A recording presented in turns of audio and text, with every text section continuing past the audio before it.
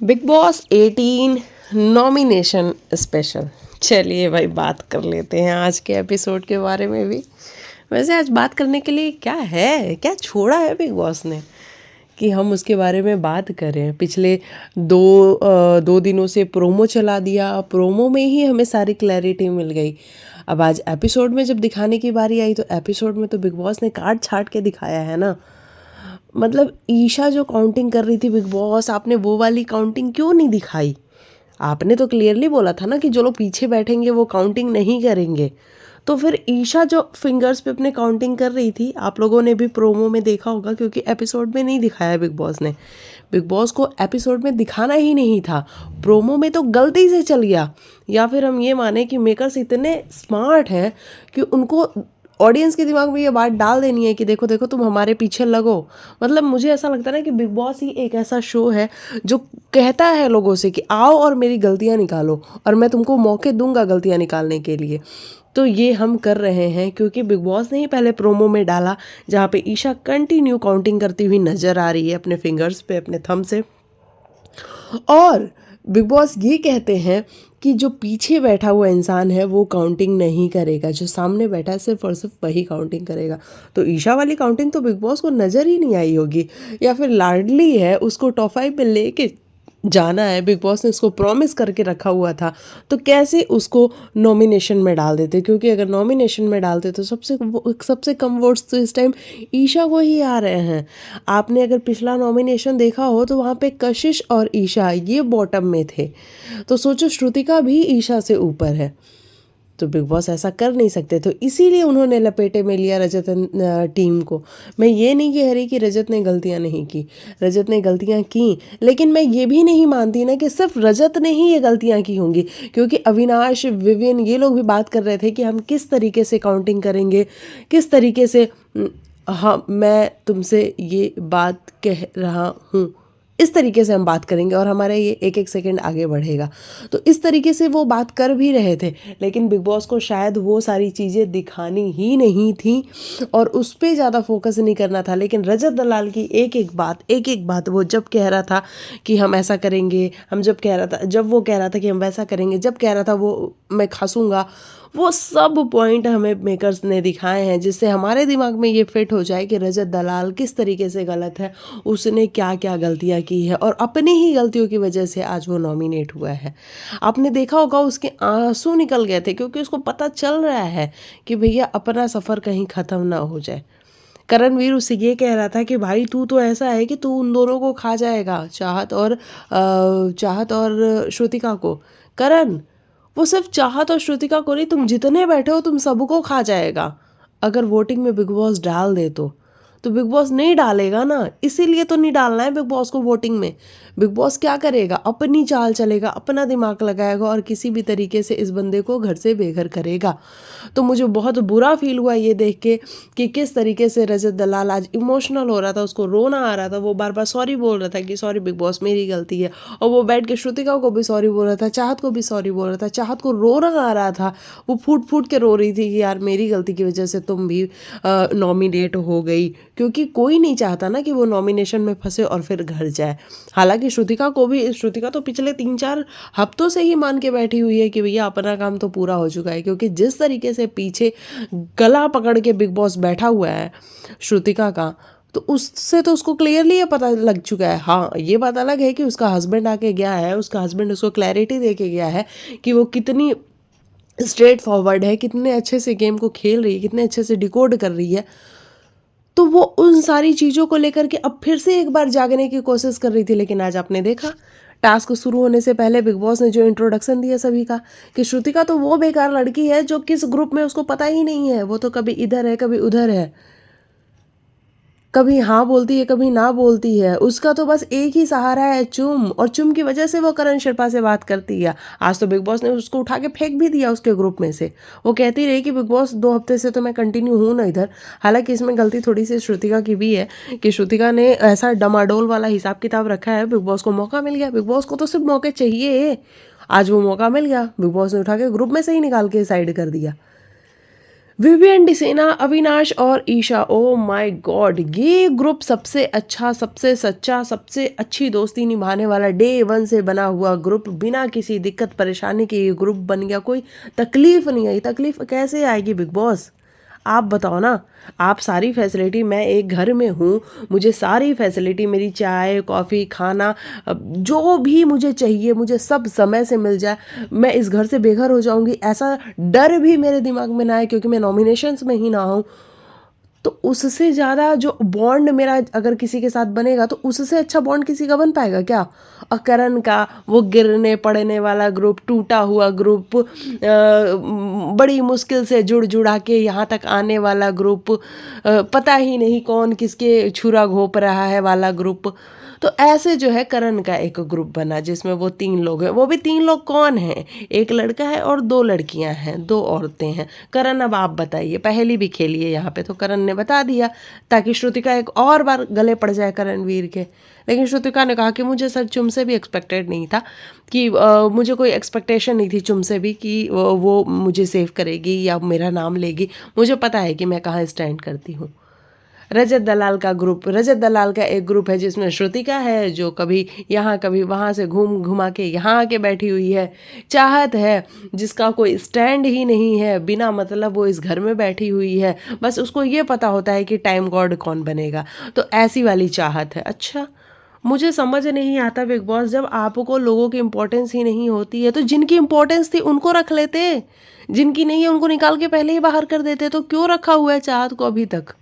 नहीं रखना चाहिए था ना, निकाल के बाहर कर देते। उसकी तो मम्मी भी आई थी और बोल रही थी कि मैं लेके जाती हूँ चाहत को अपने साथ, कोई ज़रूरत नहीं है इस शो में रहने की, तो भेज देते उसकी मम्मी के साथ उसको। लेकिन नहीं, बेइज्जतियाँ करानी है ना अभी आपको। तो इस तरीके से ये वाली सारी चीज़ें। रजत दलाल के लिए कोई लाइन बोला बिग बॉस ने या नहीं बोला, क्योंकि मुझे याद नहीं आ रहा कि रजत के लिए भी उन्होंने कुछ बोला। विवियन डिसेना और अविनाश ईशा का ग्रुप मुझे समझ नहीं आ रहा। कल तक बिग बॉस ही तो वो इंसान थे ना जो नौरान को लेके आए थे, एक नहीं 2 बार लेके आए थे कि कैसे नौरान आके बताएगी कि अविनाश उसको डिच कर रहा है, अविनाश उसको बैक स्टेप कर रहा है।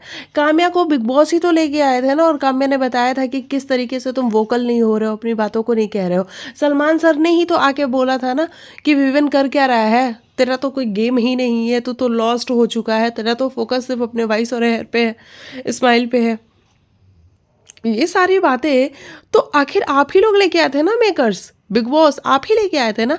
लेकिन आज क्या बता दिया कि ये जो ग्रुप है बहुत अच्छा ग्रुप है, बहुत सच्चा ग्रुप है, ये यहाँ सब एक दूसरे के लिए हैं। ओ भाई, किसी के पीठ पे छुरा घोंप दो, किसी को नॉमिनेशन में डाल दो, किसी के लिए उल्टी सीधी बातें कर लो और फिर वो एक ग्रुप है क्योंकि बिग बॉस ने ऐसा बोल दिया। तो भैया अब तो यही सारी चीज़ें हमें देखने को मिलने वाली हैं। बाकी मुझे बहुत तकलीफ़ हुई आज रजत दलाल को रोता हुआ देख के, चाहत को रोता हुआ देख के, क्योंकि अगर बिग बॉस आपको फेयर होने का इतना ही शौक है ना, तो एटलीस्ट जब ईशा काउंटिंग कर रही थी तभी आपको रोक देना चाहिए था कि देखो अब तो ये गेम आगे बढ़ ही नहीं सकता है, क्योंकि मैंने कहा था कि जो पीछे बैठेगा वो काउंटिंग नहीं करेगा और ईशा यहाँ बैठ के काउंटिंग कर रही है, तो ये होती है डिस्क्वालीफाई, ये वाली टीम होती है डिस्क्वालीफाई। लेकिन नहीं, आपको अपना भी तो गेम खेलना है ना, आपको अपने हिसाब से भी तो चीज़ें करनी है ना, आपका अपना भी तो यहाँ कोई पर्सनल है ना, पर्सनल है जिसको आप पसंद करते हो, जो आपका फेवरेट है। तो इस तरीके से बिग बॉस का सारा गेम चल रहा है। करण, विवियन और शिल्पा, इन तीनों में फिर लड़ाई हो गई। किस बात पे लड़ाई हो गई? अच्छा, ये चुगली की किसने? बिग बॉस ने ही तो की ना, कि ओहो शिल्पा तो वो इंसान है जो अभी सॉरी बोल के आ रही है, ओहो शिल्पा तो वो है जिसने विवियन के लिए उपमा बनाया, ओहो शिल्पा तो वो है जिसने नौरान के लिए उपमा बनाया। तिल्लियां कौन लगा रहा है? बिग बॉस ही तो बैठा बैठा लगा रहा है ना कि कैसे ये सारे के सारे शांत हो गए हैं, इनको शांत नहीं होने देना, इनको लड़वाना है। और करण के दिमाग में ये बात बैठ गई कि भाई शिल्पा क्यों कर रही है, सॉरी क्यों बोल रही है बार बार जाके, और विवियन, हाँ विवियन को कुछ नहीं पड़ी है। और शिल्पा, मुझे समझ नहीं आता है कि आपको पूरे घर में सब भाव दे रहे होते हैं लेकिन आप फिर भी उनसे उल्टा सीधा बोल लेते हो। लेकिन विवियन वो इंसान है जो आपको डे 1 से भाव नहीं दे रहा होता है, लेकिन फिर भी आप उसके पीछे पीछे जाते हो। विवियन टाइम मिलेगा क्या? विवियन तो मुझे तुझसे बात करनी है, विवियन प्लीज़ बात कर लेना, ओ माय गॉड विवियन बात कर लेना। ये चीज़ें आप क्यों करती हो? आप ऑब्सेस नज़र आती हो कि विवियन चाहे कितनी भी गंदी तरीके से आपसे बात करेगा लेकिन आप उसके पास बात करने के लिए जाओगी। करण चाहे कितनी भी इज्जत दे ले आपको, लेकिन आपको भाता विवियन ही है। करण का गुस्सा आज सिर्फ और सिर्फ इस बात पे था कि ये औरत क्यों नहीं समझ रही है कि जब आप मेरे साथ हो, आपने मेरे को बैक स्टैप किया, सब पूरी दुनिया आके बोल बोल के गई करण क्या कर रहा है, करण अपनी आंखें खोल, शिल्पा को बैक स्टैप कर रही है, लेकिन फिर भी मैंने अपनी आंखें नहीं खोली, फिर भी मैंने इन्वेस्ट किया फ्रेंडशिप में कि एक टाइम के बाद तो ये मेरा अपना हो जाएगा। जब आप मेरी अपनी हो गई हो तो फिर जाके उस बंदे को सॉरी क्यों बोल रही हो, और वो बंदा तुम्हारी सॉरी लेने को भी तैयार नहीं है। ठीक है निकलो शिल्पा जी, आप अपना बेटा और अपनी सॉरी दोनों लेके निकलो, मुझे नहीं चाहिए, ना तुम्हारा बेटा चाहिए ना तुम्हारी सॉरी चाहिए। वो जितनी गंदे तरीके से बात करता है उसके बावजूद आप उसके पास चली जाती हो। आज Avinash, oh my God, Avinash ये सोच रहा था कि ये फिर माँ बेटा वाला शो शुरू हो गया। ये मैंने इतना दिमाग अपना लगाया, मैंने विविन को नॉमिनेट तक कर डाला, ये सारी चीज़ें मैंने कर डाली, लेकिन ये फिर से यहाँ पे माँ बेटे वाला शो स्टार्ट हो गया। भैया लोग क्या करें, बिग बॉस को भी तो दिखाना वही है ना। क्यों घर में बाकी लोग कुछ कर नहीं रहे होंगे क्या? रजत कुछ नहीं कर रहा होगा, चाहत कुछ नहीं कर रही होगी, श्रुतिका कुछ नहीं कर रही होगी, ईशा, अमिन, ये कुछ नहीं कर रहे होंगे क्या, जो इनको माँ बेटा ही दिखाना है? क्योंकि बिग बॉस को ही दिखाना यही है। और शिल्पा जी को भाई क्या लपेट लपेट के बिग बॉस मारता है इन द सेंस कि ताने मारता है, क्या लपेट लपेट के ताने मारता है कि शिल्पा जी तो वो हैं जिनको काउंटिंग तक नहीं आती, जिनको तो 13 मिनट की काउंटिंग दे दो तो उसको भी वो 1.5 घंटे में ख़त्म करेंगी। क्यों? क्योंकि काउंटिंग तो वो कर लेंगी 13 मिनट की, लेकिन भूल जाएंगी वो प्लग कार्ड उठाना टाइम अप वाला। वाह भाई। और वहाँ पे शिल्पा जी कहती oh my God big boss क्या करते हो, बिग बॉस नहीं बिग बॉस। तो मुझे समझ नहीं आता है कि ये शिल्पा जी सॉरी बोलना कब बंद करेंगी और किस बात की सॉरी। भाई करण का सिंपल सा कहना है कि अगर आप मेरे साथ हो तो सिंपली मेरे साथ रहो ना, क्यों जाके आपको उससे बात करनी है। लेकिन शिल्पा जी को बात करनी है, और ये सच है कि चाहे करण कुछ भी कर लेगा शिल्पा जी के लिए, शिल्पा जी का फेवर है एक विविन की तरफ, और वो बहुत क्लियरली दिखता है। अब वो दोस्ती है, एक लगाव है, एक अटैचमेंट है, पता नहीं क्या है, कुछ भी है, लेकिन है वो विविन को बहुत ज़्यादा मानती है, और विविन इनको भाव तक नहीं दे रहा होता है। सबसे बुरा तो ये है कि भाव तक नहीं दे रहा होता है। चाहत कोई बात बोल देती है तो शिल्पा जी को बहुत तेज मिर्ची लगती है और वो भड़क के बोलती हैं, लेकिन विविन चाहे कुछ भी उनको बोल दे कभी वो भड़क के नहीं बोलती हैं, बल्कि उनको उसको क्लैरिफाई करने चाहती हैं। ओ विविन तुझे ये बात बुरी लगी, चल मैं सॉरी बोल देती हूँ तुझे। तो ये वाला सारा का सारा मामला हमें आज देखने को मिला। वैसे आप सबको पता लग ही चुका होगा कि टिकट टू फिनाले कल हमें दिखाया जाएगा, जिसमें 2 कंटेंडर भी बन रहे हैं, चुम और विवियन, और वो कंटेंडरशिप भी ख़त्म हो जाती है क्योंकि टास्क रद्द हो जाता है। तो इस तरीके से ये सारी चीज़ें हो रही हैं बिग बॉस के घर में। और भाई बिग बॉस अपनी मर्ज़ी से लोगों को फिनाले में लेके जाने वाला है, और मुझे समझ नहीं आता जब बिग बॉस को अपनी मर्ज़ी के ही लोगों को लेके जाना होता है तो फिर ये दिखावा क्यों करता है बिग बॉस की मैं टास्क करा लेता हूँ, मैं टाइम वाला टास्क करा लेता हूँ जहाँ पे लोग टास्क के दम पे आगे जाएंगे। नहीं बिग बॉस, आप क्लियरली बोलो ना कि मैं अपने जो मेरे फेवरेट्स हैं मैं उनको लेके जाऊँगा, और मैं किसी को भी टॉप 5 में नहीं लेके जाऊंगा। तो हम क्लियर हो जाते हैं कि आपके कौन कौन से फेवरेट्स हैं और आप किसको किसको लेके जाने वाले हो। बाकी जो फेवरेट नहीं है आपका, आप वो बिल्कुल ही किनारे हो जाता है ना। तो ये वाली सारी बातें हैं।